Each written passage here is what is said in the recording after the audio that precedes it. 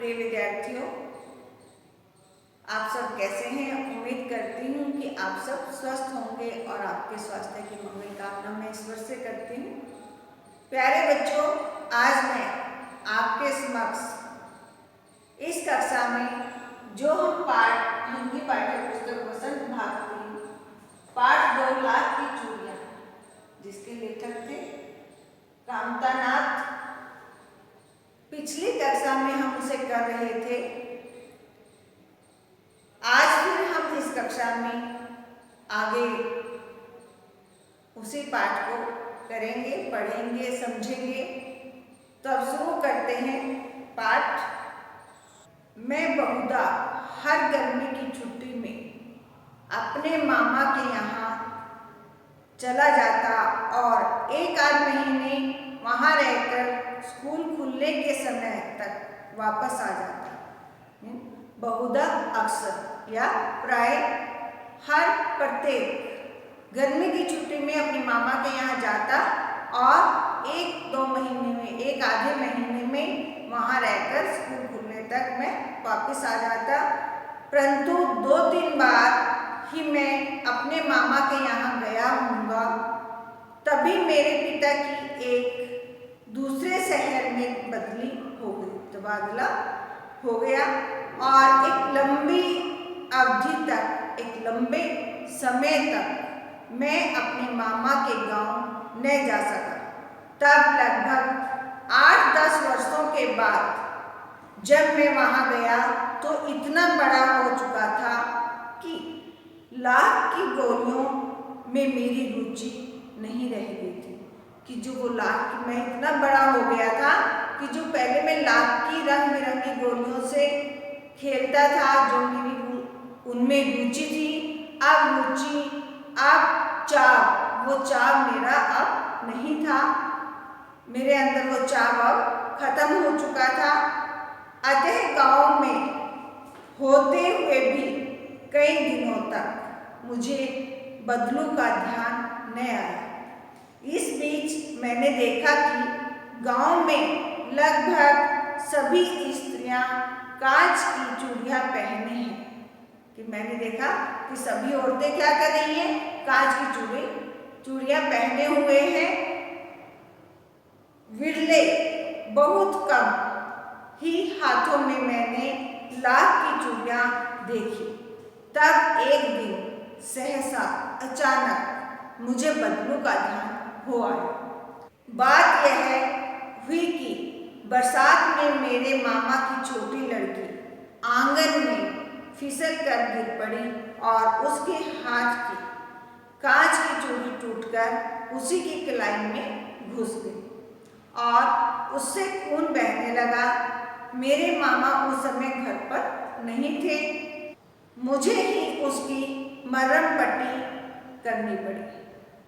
तभी सहसा अचानक मुझे बदलू का ध्यान हो आया और मैंने सोचा कि उससे मिल आऊं।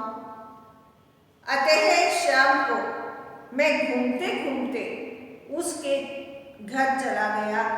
बदलू वहीं चबूतरे पर नीम के नीचे एक खाट अर्थात चारपाई पर लेटा था। नमस्ते बदलू काका, मैंने कहा। नमस्ते भैया, उसने मेरी नमस्ते का उत्तर दिया और उठकर खाट पर बैठ गया। परंतु उसने मुझे पहचाना नहीं और देर तक मेरी ओर निहारता रहा, मेरी ओर देखता रहा। मैं हूँ जनार्दन काका, आपके पास से गोलियां बनवा कर ले जाता था। मैंने अपना परिचय दिया। बदलू फिर भी चुप रहा, मानो वह अपने स्मृति पटल, यादों की तख्ती, दिमाग की बीती बातें याद करना, दिमाग पर जोर देना, स्मृति पटल पर अतीत के बीते हुए दिनों के चित्र उतार रहा हो। और तब वह एकदम बोल पड़ा, आओ आओ लल्ला, बैठो। बहुत दिन बाद गांव आए? हाँ, इधर आना नहीं हो सका काका, मैंने चारपाई पर बैठते हुए उत्तर दिया। अब देखिएगा, मुहावरा में है अतीत का चित्र उतारना, बीती बातें याद करने का प्रयास करना। ये भी एक मुहावरा है। आगे देखते हैं। कुछ देर फिर शांति रही, चुप्पी रही। मैंने इधर उधर दृष्टि दौड़ाई। इधर उधर दृष्टि था निगाह घुमाई।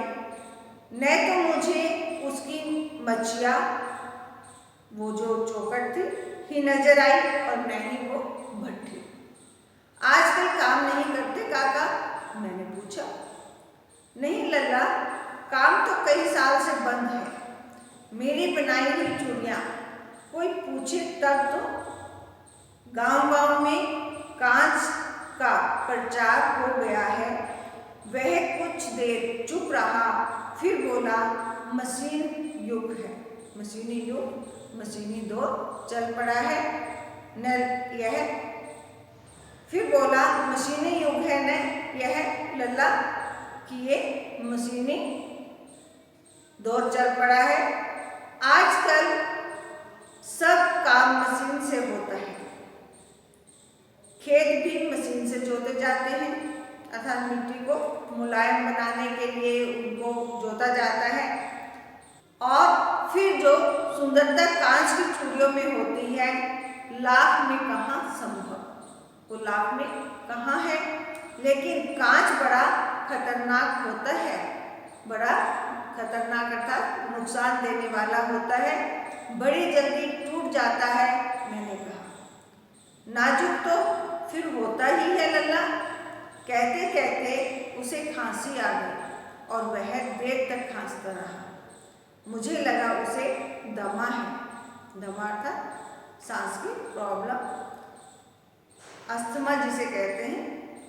अवस्था स्थिति के साथ साथ उसका शरीर ढल चुका था, मीन्स बुढ़ापे की ओर था, कमजोर हो चुका था। उसके हाथों पर और माथे पर नसें उभर आई थी। जाने कैसे उसने मेरी शंका, मेरी संदेह भांप ली, उसका अनुमान लगा लिया कि मैं क्या सोच रहा हूँ, और बोला, दमा नहीं है मुझे, फसली खांसी है। फसली अर्थात मौसमी खांसी है कि मौसम में जुकाम खांसी जैसे हो जाता है। यही महीने 2 महीने से आ रही है। 10-15 दिन में ठीक हो जाएगी। मैं चुप रहा। मुझे लगा उसके अंदर कोई बहुत बड़ी व्यथा, पीड़ा छिपी है। मैं देर तक सोचता रहा कि इस मशीन युग ने कितने हाथ काट दिए हैं। कुछ देर फिर शांति रही, जो मुझे अच्छी नहीं लगी। फिर कुछ देर के लिए चुप्पी रही, जो लेखक को पसंद नहीं थी, जो लेखक को अच्छी नहीं लगी। आम की फसल अब कैसी है काका? कुछ देर पश्चात, कुछ देर बाद मैंने बात का विषय बदलते हुए पूछा। अच्छी है लल्ला, बहुत अच्छी है। उसने लहकर एक झटके में, लहकर मीन्स एक झटके में उत्तर दिया और अंदर अपनी बेटी को आवाज दी। अरे लज्जो, लल्ला के लिए आम तो ले आ। फिर मेरी ओर मुखातिब, मेरी ओर मुख मोड़कर, मुख घुमाकर बोला, माफ करना लल्ला, तुम्हें आम खिलाना भूल गया था। नहीं नहीं काका, आम तो इस साल बहुत खाए हैं। वाह वाह, बिना आम खिलाए कैसे जाने दूंगा तुमको। देखिएगा, इस पेज पर हमने देखा दृष्टि दौड़ाना।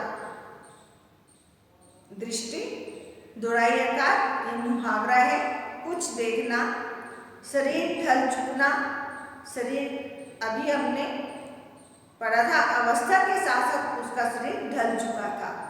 शरीर ढल चुकना का ये भी मुहावरा है। इसका अर्थ होता है अत्यंत कमजोर होना।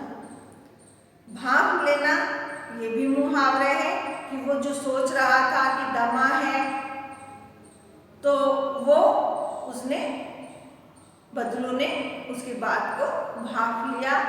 और ये एक मुहावरा है भांप लेना, उसका अर्थ होता है अनुमान लगा लें।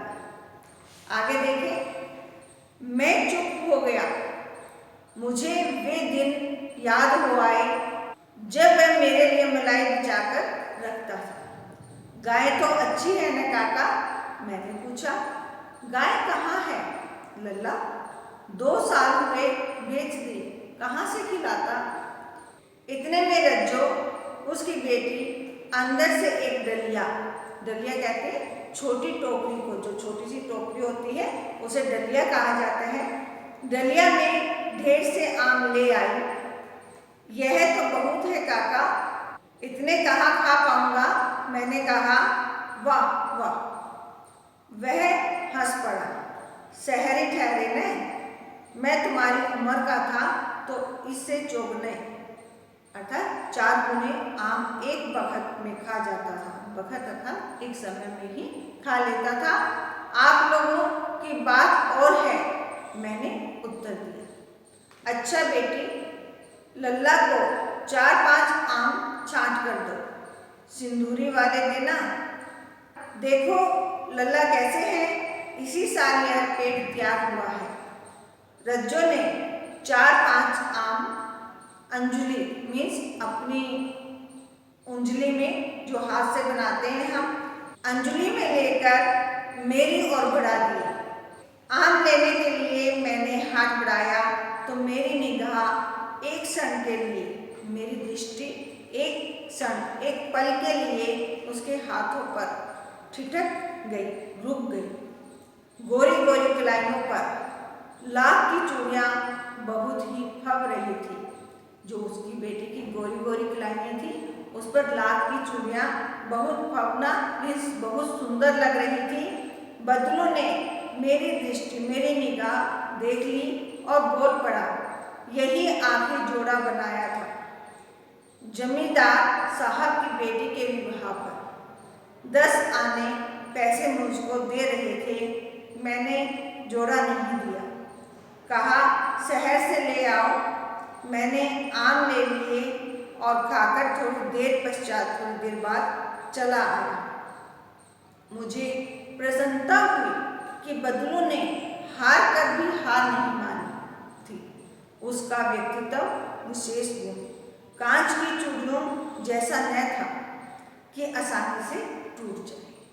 तो प्यारे बच्चों, ये कामतानाथ लेखक द्वारा लिखी कहानी लाख की चूड़ियाँ कि लाख की चूड़ियाँ बहुत सुंदर होती थी।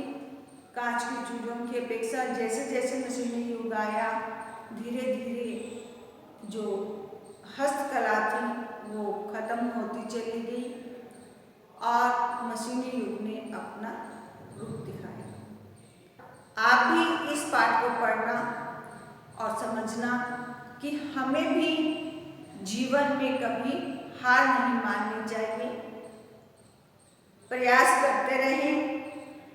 और इस पुस्तक में जो शब्दार्थ दिए हैं उन्हें, जैसे आपको बताया था कि पाठ का नाम, लेखक का नाम और सबसे ऊपर दिन दिनांक गृह कार्य लिखकर आप शब्दार्थ शुरू करें। जो भी आपको कार्य पत्रिका दी जाए वो आपको करनी है और अभ्यास कार्य आपको ट्राई करना है। अपना काम करते रहिए। धन्यवाद।